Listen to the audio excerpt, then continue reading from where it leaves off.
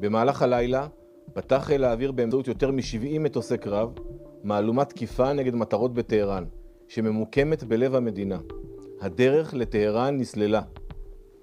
תקפנו ברחבי טהרן יותר מ-40 מטרות, טילים ומערכות מתקדמות של הגנה אווירית, לצד תשתיות שליטה ושיגור נוספות.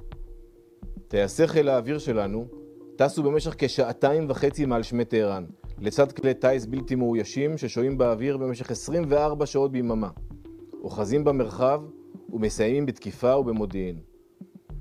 עשרות הכלים פועלים בחופשיות מעל טהרן, בזכות מכות הפתיחה שלנו שהסירו יומים רבים של מערכות ההגנה האווירית האיראניות.